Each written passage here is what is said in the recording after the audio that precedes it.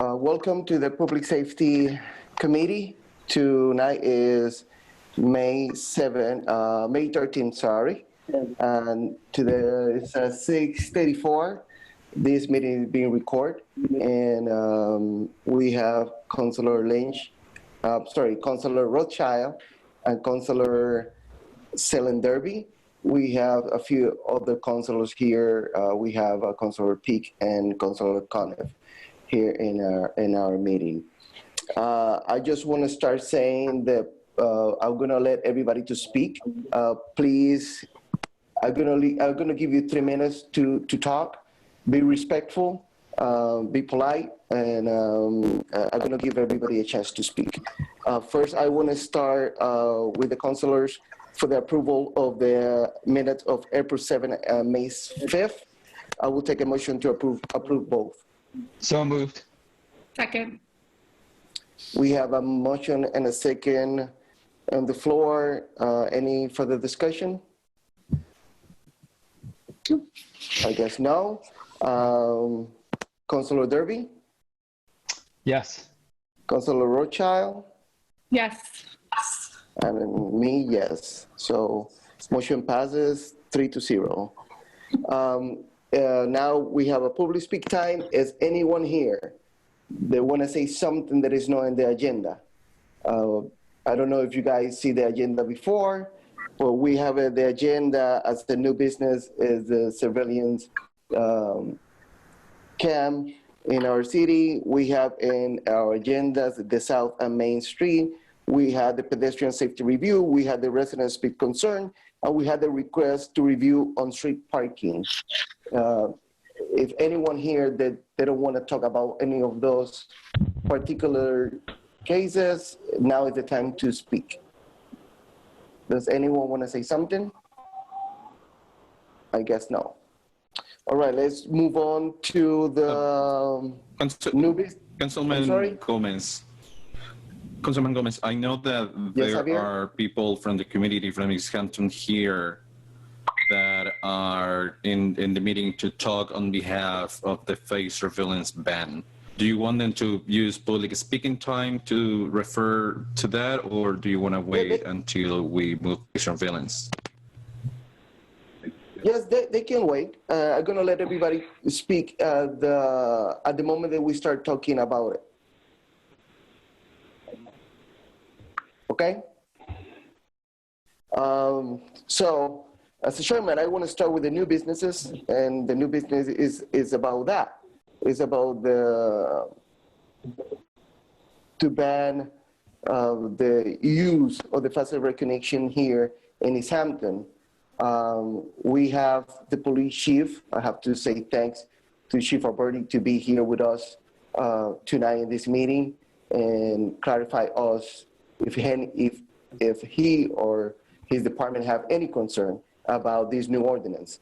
I have to say that we work really hard with the ACLU, with the language, and with the police department with the language, going back and forward to see if we can cover everything and protect everybody's in our city about this new ordinance.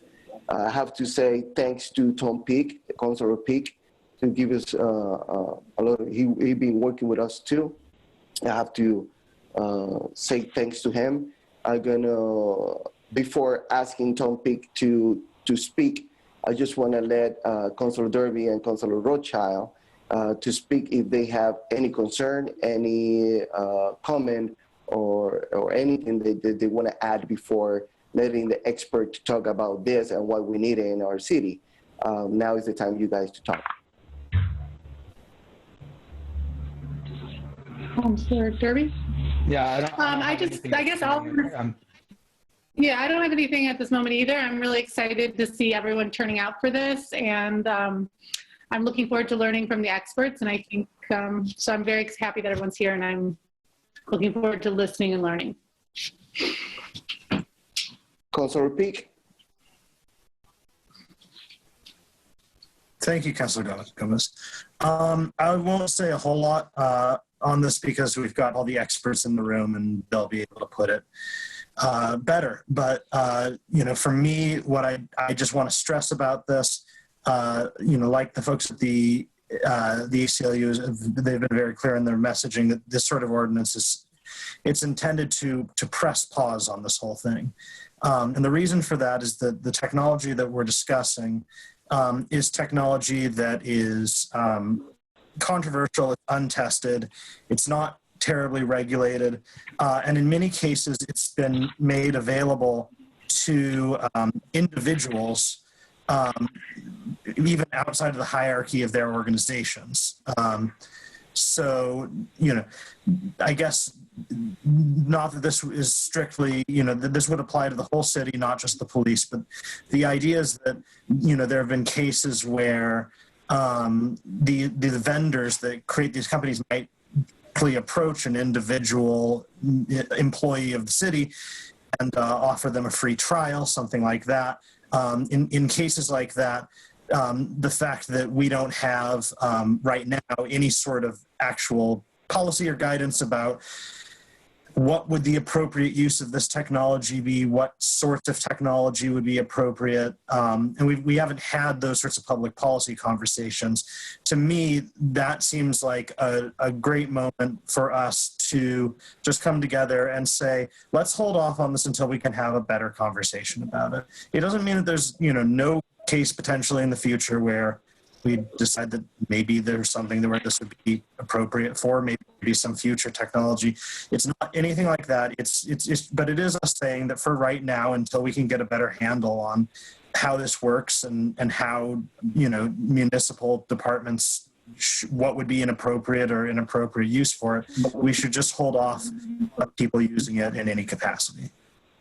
So that's why I think this is, pretty straightforward, simple piece of legislation that could potentially save the city a lot of money and liability if this technology were to be used inappropriately by a city employee. And that's all that I have to say. Thank you. Thank you, Councilor Peak. I agree with you 100%. Something that I want to do as a chairman, I'm going to take the privilege of being the last one to talk about why we need it. Now, I want to let all the councilors, like Councilor Conniff and the police chief that he's here, I want to let them the opportunity to talk first if they want to. This is Peg. I don't have any I don't have any comments to make, but I do have a lot of questions when we get to the part about questions. So I look forward to getting smarter on this topic. Thank you. Thank you, Councilor Conniff. Anything that you want to say to us now, Chief?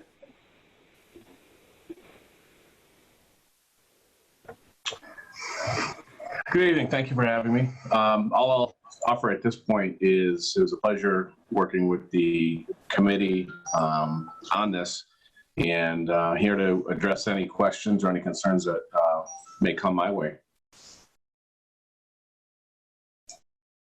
Thank you, Chief. Now, I just want to start with Emiliano or Javier. Either one, I don't know which one want to speak first, and then I'm going to open the discussion. I'm going to let the public to talk for 3 minutes. So who want to be the first one, Emiliano or Javier? Emiliano Falcon, Technology Council for the ACLU, will be talking in front of the committee. Perfect. Hello, good evening. Thank you all for having me. My name is Emiliano Falcon Moreno. I am the Policy Counsel for the Technology for Liberty program at the ACLU of Massachusetts. On behalf of the ACLU and our members and supporters in East Hampton, I submit this testimony in strong support of the ordinance introduced by Councilors Thomas Peak, who just spoke, and Omar Gomez, the chair of the committee, to prohibit the municipal government's use of face surveillance technology. Face surveillance poses unprecedented rights to basic human rights. Face surveillance technology poses unprecedented threats to civil rights, civil liberties, and an open democratic society. Numerous studies have shown the technology is inherently racially biased. The technology poses particularly severe threats to the rights and liberties of immigrants and communities of color. Unchecked, this technology can be used by government agencies to conduct mass tracking of the population. Face surveillance technology uses algorithms designed to analyze images of human faces. In one of its forms, a computer program analyzes an image of a person's face, taking measurements of their facial features to create a unique face print. Face surveillance algorithms then use these face prints in combination with databases like the driver's license system at the Registry of Motor Vehicles and surveillance camera networks to identify and track people en masse, usually without their knowledge or consent. Some companies are also selling so-called emotion detection facial surveillance systems, which they claim can determine whether someone is happy, sad, honest, or deceitful. Research from experts at Northeastern University has demonstrated it is not possible to discern how someone is feeling by looking at their face. But companies are nonetheless selling these tools across the world and here in Massachusetts. Instead of accepting that technology will determine the boundaries of our rights, we must chart an intentional course into the 21st century, maintaining democratic control over our society and our lives. To protect residents now and into the future, East Hampton should join Northampton, Springfield, Somerville, Brookline, Cambridge, and many more cities in acting to prohibit the use of face surveillance technology by the local government. Face surveillance is entirely unregulated in Massachusetts. Nonetheless, the spread of this technology is occurring in the dark, absent public debate or democratic oversight.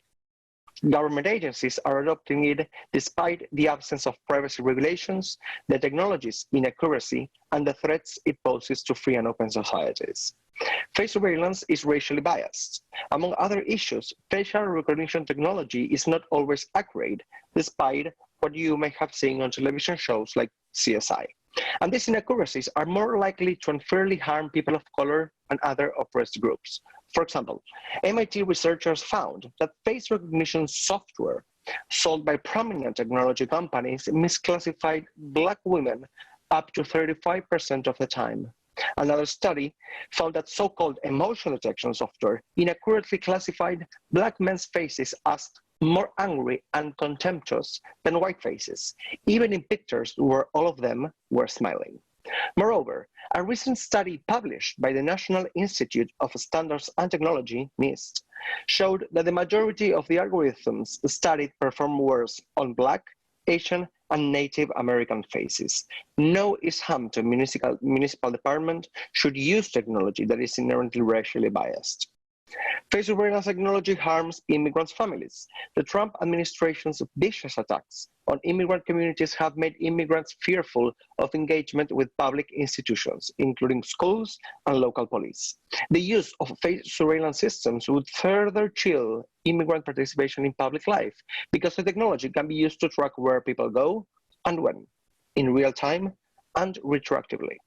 Last July, East Hampton passed a historic Welcoming City Ordinance. A ban on the use of face surveillance will ensure the spirit of that ordinance lives in municipal policy and law, as technology changes and makes immigrants even more vulnerable to local participation in federal outreach. Face surveillance is a threat to East Hampton's residents' civil rights and civil liberties. Especially concerning is how this technology affects First Amendment rights and freedoms. If the government can track everyone who goes to a place of worship, a political rally, or seeks reproductive medical care or substance use treatment, we lose our freedom to speak our minds, freely criticize the government, pray to the God we want, and access healthcare in private. The authoritarian government in China is deploying face surveillance in that country to control and oppress people because the tool is a perfect weapon for social control. East Hampton must chart the opposite course. Today and in the following weeks, East Hampton has a unique opportunity. Your city can pump the brakes on the spread of this dangerous technology. The ordinance presented by Councillors Peake and Gomez will protect the people of East Hampton and free and open society in 3 key ways. First, it prohibits the City of East Hampton agencies from using both face surveillance technology and information obtained from it until the City Council approves East Hampton Police Department rules, policies, and procedures governing the use of face surveillance systems. Second, it makes this prohibition effective by ensuring that data collected or derived from the use of the technology is suppressed and cannot be received as evidence in any trial, hearing, or similar proceeding. Third, it provides for a fine if the ordinance is violated, allowing East Hampton residents to seek relief and ensure compliance with the provisions of the ordinance. Ultimately, faced with the question of whether East Hampton should pass this ordinance, councillors ought to consider what kind of community they want to foster into the 21st century. Constant surveillance has adverse effects on health, well-being, and community trust. Surveillance increases not only our fears and uncertainty, but also our personal anxiety. Privacy advocates have long warned about the psychological consequences of being watched and observed by unaccountable faceless entities. Face surveillance magnifies these concerns and extends them into a truly new and frightening territory by totalizing the surveillance of our movements in public space. We strongly urge you to support this critical and common sense proposal. The ACLU looks forward to serving as a resource to the city and the council throughout this process, so please don't hesitate to contact me or Javi if you have any question or seek further information. Thank you very much. Thank you, Emiliano. Javier, I don't know if you want to say something, but I just want to ask you for a favor. Could you please keep her like in the range between 3 to 5 minutes? Yeah, I'm just going to restate what I said during the last City Council meeting. I appreciate highly that the City Council is tackling this issue. There are so many reasons why to press pause on this technology. One of the things that we're working statewide is in regulation is the moratorium. East Hampton would add to other cities like Cambridge, Somerville, Springfield, telling the State House that we do need to press pause. I know that there are people here that support that, people from the community in East Hampton, and I'm looking forward to hear from them. Thank you, Javier. Now I'm gonna let the public to speak if they want. I just wanna ask again, please be respectful. And if you're in favor, that's fine. If you're against it, we're gonna give you the opportunity to speak too, and please be respectful too. Now, gonna let anyone please raise your hand, and I will let you to speak for 3 minutes. Anyone from the public that wanna say something? Yes, Monty? Hi, my name is Jason Montgomery. I am an East Hampton resident, and I've been an East Hampton resident for 5 years. I am here in favor of the moratorium against the facial recognition software in our city. I'm here speaking out against this for 2 reasons. One, the racial bias and the racial misclassification and misidentification of individuals. We saw with the report that came out of Georgetown University in 2019 about the program being run in Detroit, that people of color and women in particular are more likely to be misidentified. In September, back in Los Angeles, where I'm from, UCLA actually dropped their plans for facial recognition software when it was shown that star student athletes and professors were being misidentified as criminals from the LA County mugshot collection. This software is just not tested. And personally, I grew up, my grandfather was the first Chicano mayor in El Centro, California, the first Chicano on the California Chamber or Council of Cities. He was one of the first Chicanos who served as a board member for the prison in the Imperial Valley. I grew up sitting around the poker table with him, the mayor of Mexicali, the head of Border Patrol, our local sheriff. And I remember about 10 years ago when this started and we started talking about facial recognition software, and it was the head of the narcotics task force who told me that surveillance is used to build a case against an individual. It's not used to police a community. And I firmly believe that. You know, I don't want to be surveilled in my own town. So thank you. Thank you, Jason. Anyone else?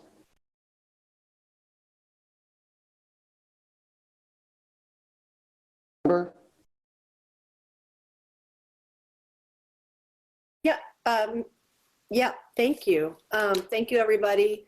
Thank you for bringing this ordinance forward. Thank you for everyone who's spoken in support of it. I want to just briefly say that I agree with Tom Peake that at the very least, pausing until we have even more information is important. And I agree with the further statements about all the reasons that facial surveillance is problematic. And so I don't want to see it happen regardless, even later. So there's multiple reasons to put a pause on that now. I think of all the things that I've read that that have not been already mentioned, I think I found really powerful the fact that the ACLU has polling to indicate that 76% of Massachusetts voters are against the use of face surveillance. That's a tremendous overwhelming statistic that says that, you know, our neighbors here and throughout the state do not want this technology, and I'm certainly one of them. Thank you, Amber. Anyone else?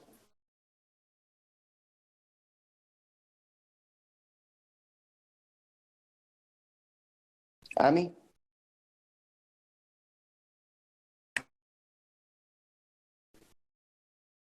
Me, Ross, 28 Oliver Street. I am totally against any this. I would like a moratorium on this and a pause on this. As someone who's part of the LGBT community who is walking the streets, I'm concerned for transgender folk who, when you put a mask on it being individual expression, it completely makes ambiguity, and it's already a lot of ambiguity to gender presentation. So someone who falls in under that, I find it really uncomfortable place. The accuracy rate of this program is like less than 30% accuracy.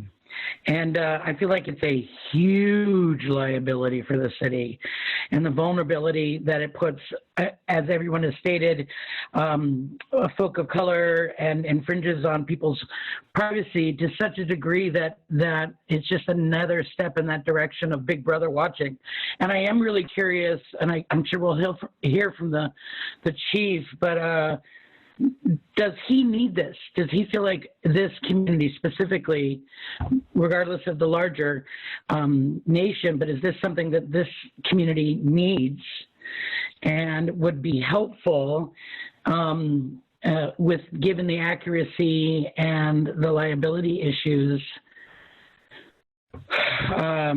Yeah, that's all I got. I'm, of course, against anything that continues to let our privacy rights go and be infringed upon. And thank you for everybody showing up. Thank you, Amy. I just want to make a comment about I just want to make a comment about the police. Yes, and the comment is that the police is not using this system now. They are not using it, and they don't have any plan to use it. And again, I have to be, I'm so happy that we have the chief here, but this ordinance is not just for the police. We are trying to talk to the police because they're probably the agency who's probably is going to work more with this in our city if we have it. But with the conversation that I already have with him and with the mayor, especially with the police chief, is that they're not using it. And they don't have any plan to use it because they don't want to break the trust that they have with the community. if I say something that is not correct, he is the chief, that he can correct me if I didn't say something wrong. No, you're right. Spot on, Counselor. What I was going to say, Ami, is the short answer is no to your question. Thank you, Chief. Thanks. Anyone else? I saw raise. Yeah, I saw someone else raising their hand, but yeah, Kat. Thank you, and thank you all. I just want to echo a lot of what's already been shared, but I'm also here to speak in favor of the moratorium on the face surveillance and yeah, just against anything that allows more surveillance of people and puts the government in people's homes and turns people, especially Black people and people of color and immigrants, into automatic suspects and violates human rights. Like many of you, I want to live in a city that values human rights and democracy and racial justice, and this feels like a really big step in that direction. And it's a moment where East Hampton can be a leader in the state. Thank you. Thank you, Kat. I see Jen's hand. Yeah, thank you. Jen Sandler, I live at 26 Williston Ave, and also here to speak in favor of the moratorium on face surveillance. And I guess, yeah, I just really appreciate the councilors bringing this up, and I appreciate the ACLU for your extensive research. I think that that's really helpful. And I guess I just want to say that irrespective, I guess the only note that I'd like to make is that several people have spoken in favor of this ordinance because of the imperfections of the technology and the fact that the technology is racially biased. But I guess I want to say that even if the technology improves and they somehow come up with a study that shows that it's not racially biased, the use of it will be racially biased. And I think that the moratorium is particularly important. I mean, it seems like, you know, we have a chief of police who doesn't want this technology in use, and a city council that doesn't want it in use, and a mayor that doesn't want it in use. But we may have a different city council in 5 or 10 years. We may have a different chief of police in 5 or 10 years. So I think that this is really important to be taking up now, and I really appreciate everybody who's worked really hard on this. Thank you, Jen. Anyone else?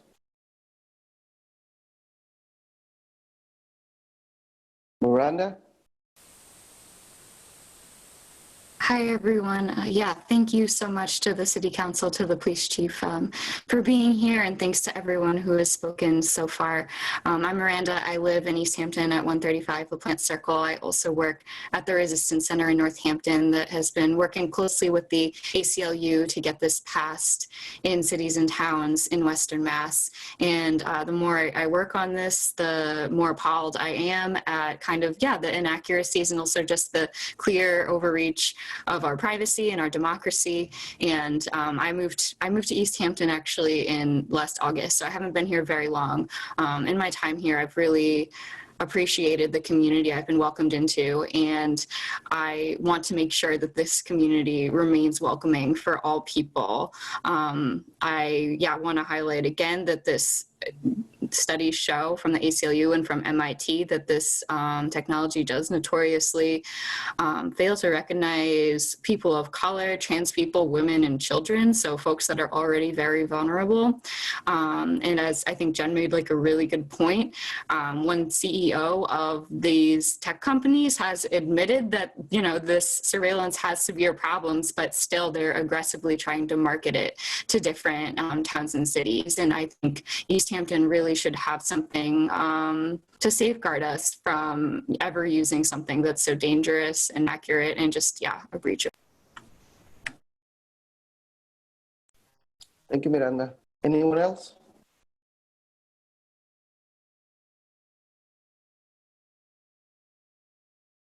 I don't see Counselor, if I may. raising their hand. Who's that? Oh, okay, Chief. Yeah. I just want to point out one thing that I can bring to the table from the chief's level.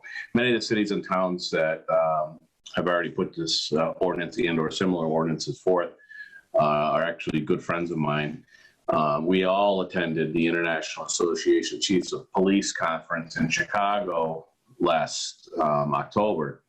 And this was one of the significant hot button issues for the international chiefs around the world. And the majority of the chiefs' sentiments echo pretty much what the folks in the Zoom meeting have said, in that the technology is not there. Companies are trying to force it down cities and towns and corporations' throats just to try to obviously sell it. But the inaccuracies are very concerning to law enforcement for all the above reasons that everybody said. But I just wanted this panel to know that this is being discussed at length at the international chiefs level. And I'm sure if our conference steams ahead this October, there'll be plenty of panels discussing the same thing. So I just wanted to offer that from the chief's point of view. Thank you, Chief. Any of the councilors from the committee want to have any questions to Emiliano or Javier?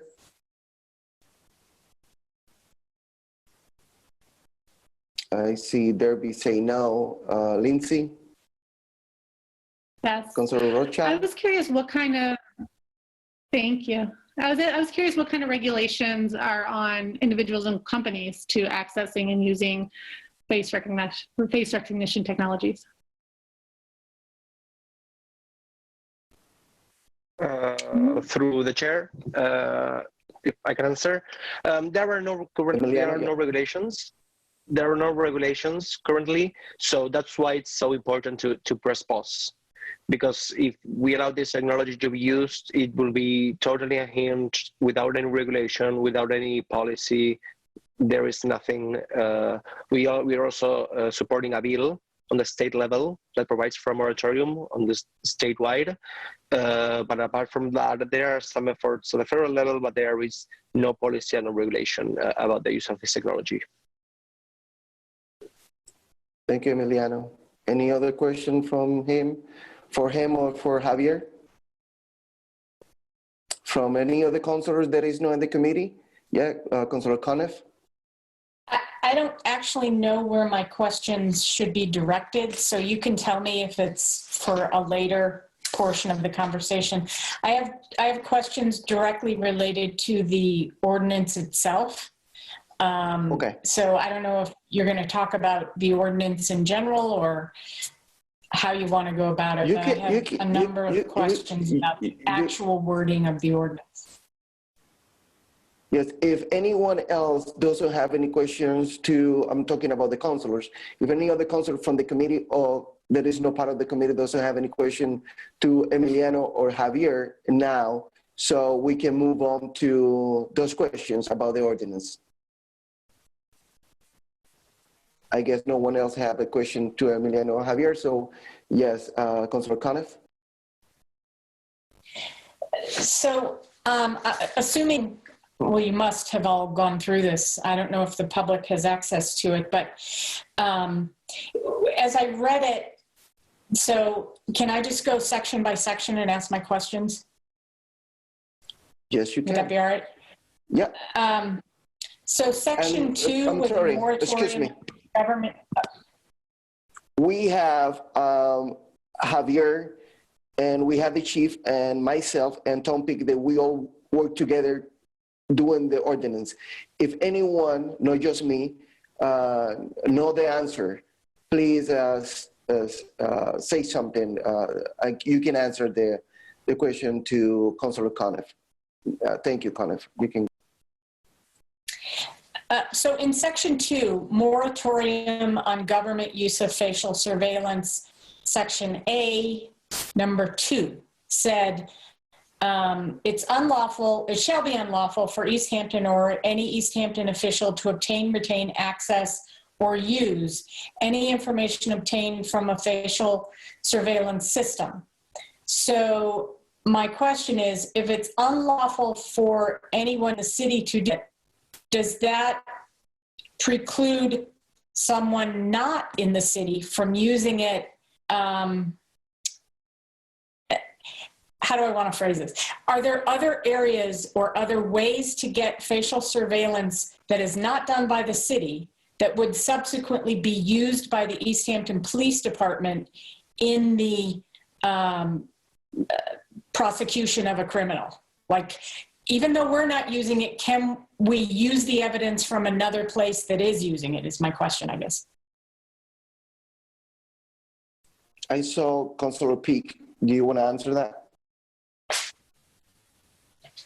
Sure. Yeah. I mean, I don't. So first of all, I think that since it says that it's unlawful for us to obtain, retain, access, or use, I think if a third party were to collect data using facial surveillance technology and turn it over to an East Hampton official, that would be out. I also think that if you look in Section 1, we're defining East Hampton official pretty broadly here as any person or entity acting on behalf of the city of East Hampton, including any officer, employee, agent, contractor, subcontractor, or vendor. So once again, I think that, you know, we're defining this quite broadly as like no one who's doing work on behalf of the city should be using this. Okay. And then I have another question, if I may, Mr. Chairman. Yes, yeah. Go ahead, Councilor Connor. Okay. Under Section 3, or actually the final wording at the end of this says, nothing in Section 2 and 3 shall prohibit East Hampton or any East Hampton official from, and then it lists 6 things that it won't prohibit them from doing. And one of them is actually, Councilor Peak, using evidence related to the investigation of a specific crime that may have been generated from a face surveillance system. So it sounds like they're not prohibited from using that evidence. Is that seems very contradictory to me, I guess, when I read it. Yes, I'm pretty sure this is what we're covering there. Who's that? I'm sorry. I'm sorry, Chair. This is Kate Crawford from the ACLU. I can address that if you'd like me to. Yes, please. Just yes. Go ahead. I'm gonna leave you the opportunity to speak. Yeah.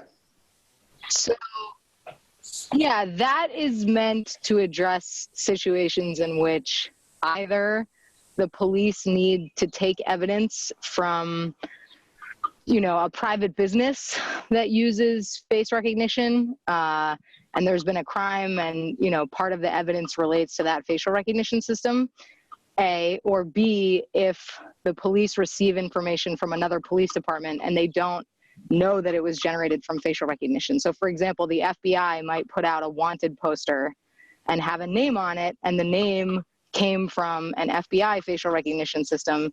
That does not preclude the East Hampton police from using that wanted. That's what that is meant to address. And I'll just say that that actually came out of the deliberations in Brookline, where the police chief was very involved, and I think it's a helpful exclusion, because those situations are ones in which East Hampton or Brookline is not under threat of its own government using face surveillance, but is, you know, we made some amendments so that it's practicable for the police to continue doing their business in a way that's necessary. So there is a oh, sorry. Thank you, Kate. Councilor Rothschild, do you have her information for the record?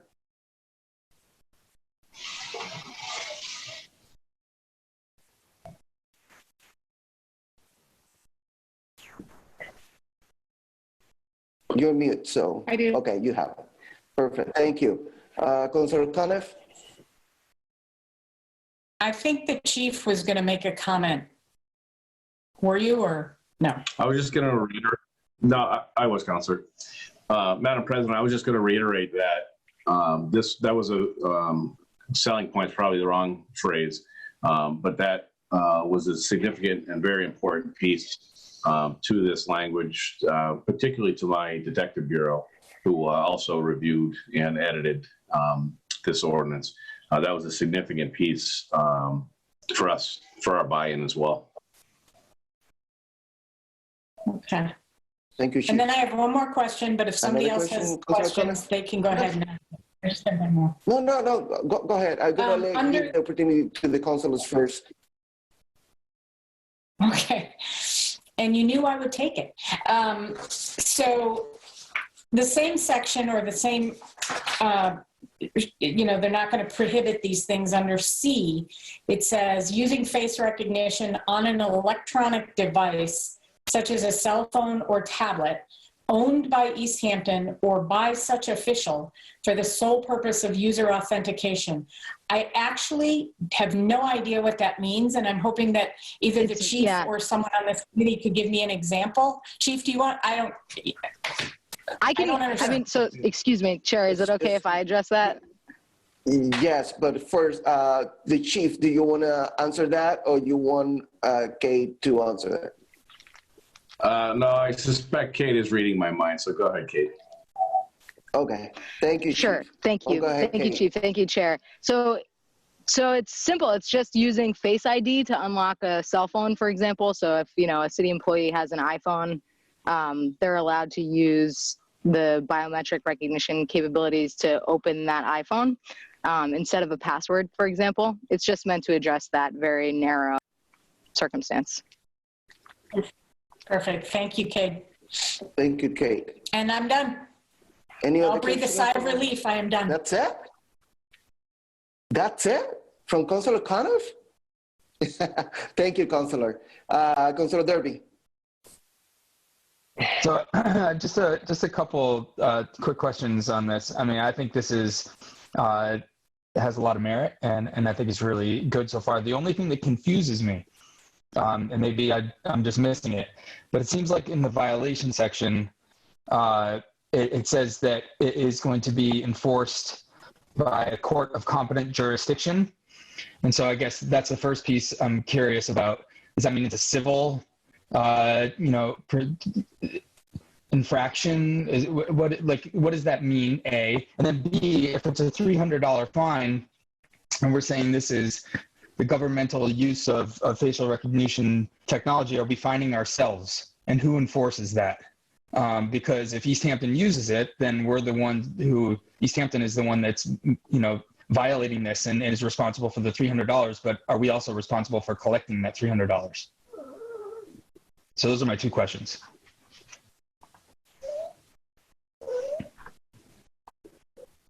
Javier, do you want to answer that? Yep. Emiliano, do you want to go ahead? Yes, I can address that. Yes, actually, the Court of Competent Jurisdiction is the court that usually deals with the government issues in East Hampton. So that's what it's like a phrase that that these ordinances have, because there are different courts across the state. That's the first question. The second one is, yes, the fine will be imposed to the agency or to the agent or the officer that violated this ordinance, and will be collected by the person that was aggrieved by the violation of the ordinance.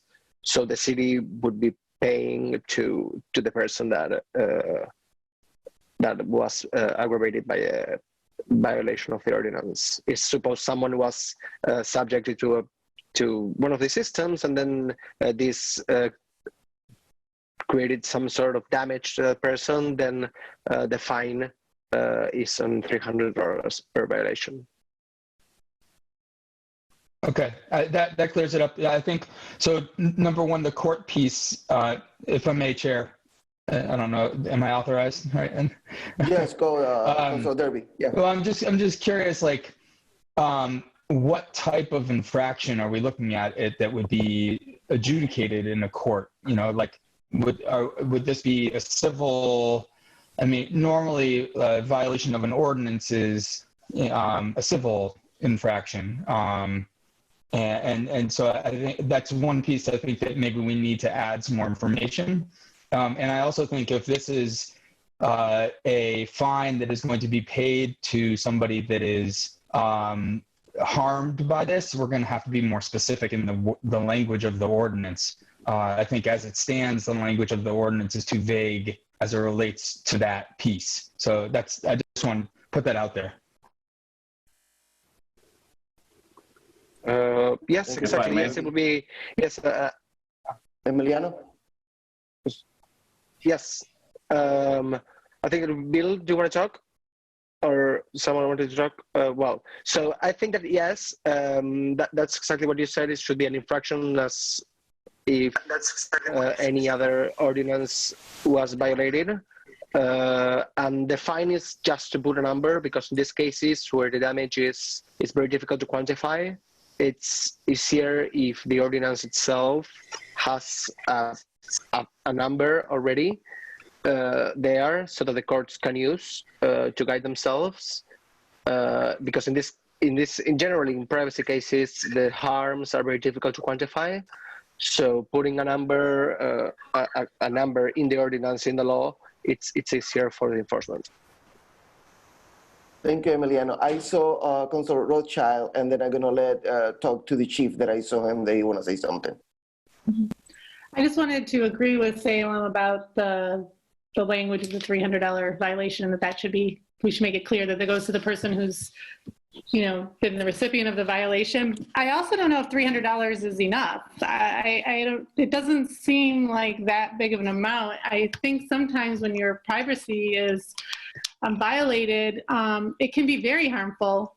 It can affect your public reputation. It can affect, your personal relationships. It can affect, I just think that $300 doesn't seem like that big of a violation fine for using it when it's been banned. As about the $300, I don't think we can go over 500 as a councilors. I think that's the limit that we can put in any other ordinance. But I know the police chief, he want to say something. So I'll start with, this would be a civil violation. And my interpretation of this would be, to Councilor Derby's point, similar to the rest of the ordinances that we enforce and other city departments enforce. And as I see this would be a violation by either a city entity or a city employee. Thereby, they would be receiving a civil ordinance for $300, and they would be paying the city the violation of the ordinance. As far as somebody that's victimized by this, they would not receive $300 from the perpetrator. And the best way I can explain it would be the victimization of this, I'm sure, would be settled through the city by way of a lawsuit, particularly with the ordinance in place. So that I think if the city violated it or a city employee violated it, the remedy for the victim who's been aggrieved would be by way of a lawsuit, certainly against the city. So as far as the violation and the payment of $300 fine, that would be the city imposing that fine on an employee or a city entity. Obviously, as we discussed earlier, this doesn't pertain to private business. Does that make sense? Yeah, thank you. That brought a lot of clarity. Thank you, Chief. Yeah, thank you, Chief. Any other questions from Councilor Derby or Rothschild or Tom Peake?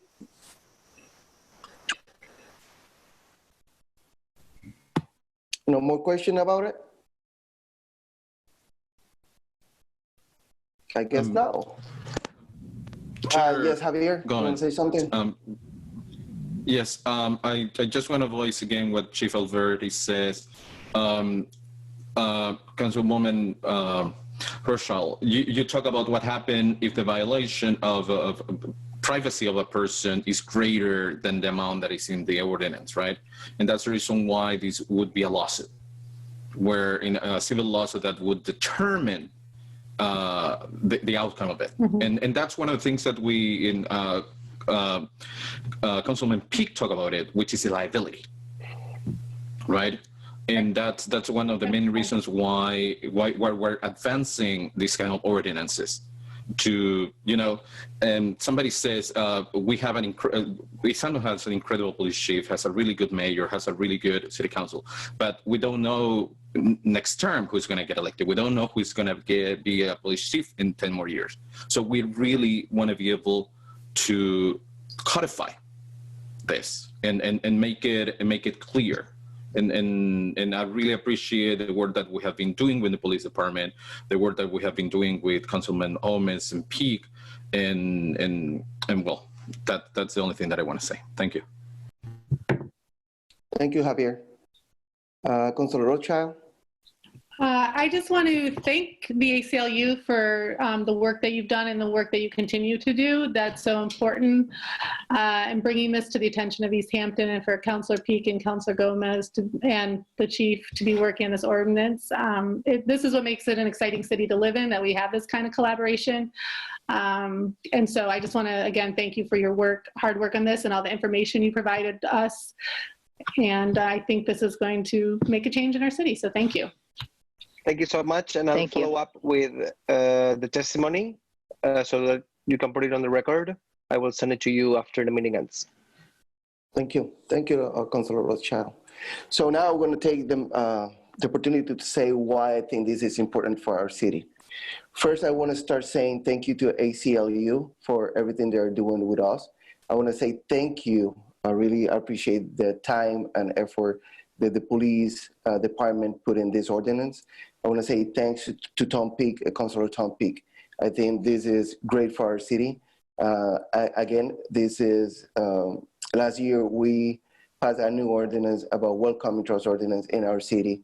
And this is just another piece of the legislation that we need to cover that. I want to start saying that this is not against technology. This is against that technology that is not working. This technology is really bad at this moment, and probably it's going to take a lot of years to be fixed, and we don't want it. That's the main reason that we don't want it here. This is not against the police either. We trust the police here in East Hampton. We have a great relationship with them, and we want to keep it.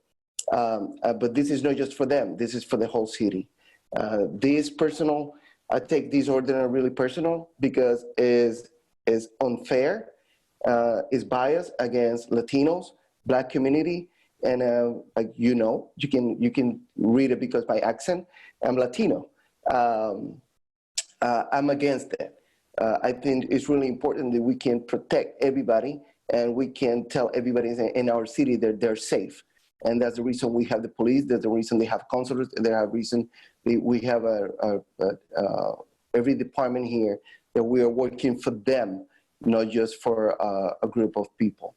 I think that's really important to say. Again, this is there's a comment that I'm going to say came from one of the counselors when I start talking to him. This is not against any picture. Sometimes we see pictures on Facebook that someone robbed in a store, and this is not to block that and let people to identify someone if you see someone in a picture. This is not against that either. If you see a picture for a store that someone steals something, you know, you're free to talk. I just want to be clear with everybody that this is what we're doing, this ordinance. It's really important for us to keep working hard, keep working hard for the safety of everybody. I think that's more the important thing about this ordinance. It's about the safety of everybody, and let everybody know, don't matter how you look or what color is your skin, that you are safe in our city, and we're going to protect you the same way that we're going to protect anyone else. I think that's what I want to say about this ordinance, and I think I'm ready to move on. Instead of any of the councilors from the committee want to say something else.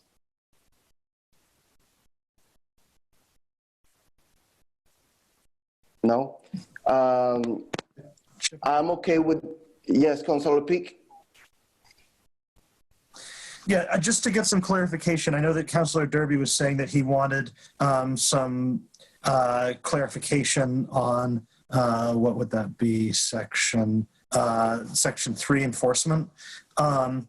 Is that, I know the ACLU sort of, weighed in a little bit on that, but I just wanted to get a sense of if that's still where you are, so that if so, we can, circle back to with the experts and sort of figure out what we need to do to sort of tighten that language up. Councilor Derby? I just think, you know, if we each reading it had different interpretations of what it said, then maybe we need to tighten up the language a little bit. Okay, Councilor Gomez, if you're okay with that, I'm fine with. Do you want to hold on to this and we can circle back and talk to the ACLU and just make sure that language is totally unambiguous? Definitely, I'm okay with it. I just have a request to Councilor Derby and Councilor Rothschild. I just want to know if we can meet before May 20th, because I want to, on May 20th, I want to schedule the public hearing for June 3rd, so that way we can move this. I'm fine with that. And I mean, I think, you know, one of the things, Omar, is, you know, like right below that, it says, you know, the city will address alleged violations of this ordinance in accordance with its usual practices, applicable law, and contractual obligations. That kind of clears it up a little bit. But, you know, what I heard, and maybe this was my interpretation, was that the fine was going to be going to the person that was that was impacted by it. So, you know, I just want to make sure that we're clear before we move forward with it. So I'm fine to meet too. It's a legit concern, and I think we can work with that language in the next few days. And again, I appreciate if we can meet before May 20th, so that way we can move this forward as soon as we can, just so that way we can protect everybody in our city. What do you think, Rocha? Yes, I can meet before the 20th. Okay. So what we're going to do is we're going to schedule a meeting today for, let's see which one is the best day. So that way we give us a few days to work with the language. As soon as we got the language, I want to work together with the police chief to see if he is happy with the language again. And so that way everybody can be on the same page. Let's see. Is everybody okay to meet May 18th? I can do the 18th. The 18th? That works for me. 6 p.m.? I'm not on the committee. But... Wait, hold on. Let me, my calendar, okay. 18th. And Councilor, I'll join you at that meeting too. Thank you. Appreciate that. Yes, I can do the 18th. Okay. 6 o'clock? 6 p.m., yeah. Yeah, okay. Okay, we're going to schedule a meeting for May 18th, 6 p.m. to continue in the discussion about the ordinance, and then we can move forward. Does that sound good? Yep. Thank you. Sounds good. Okay. Okay. Basically, we scheduled this meeting to talk about this new ordinance. We have a few other items in our agenda that basically we know what it is, and we still moving it because we cannot meet and we cannot do the site visit.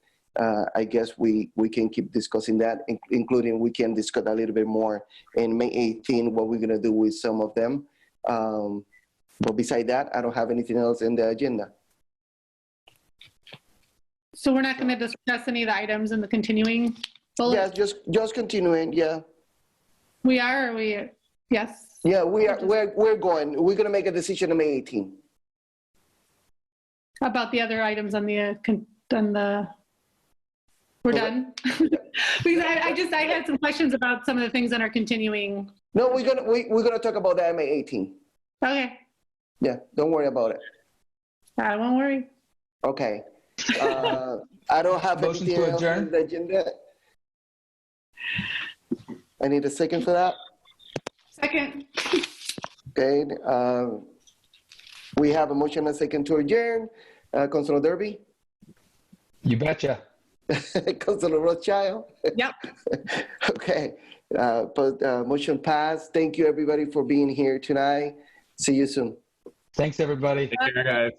Thanks, everyone. Bye. Stay healthy.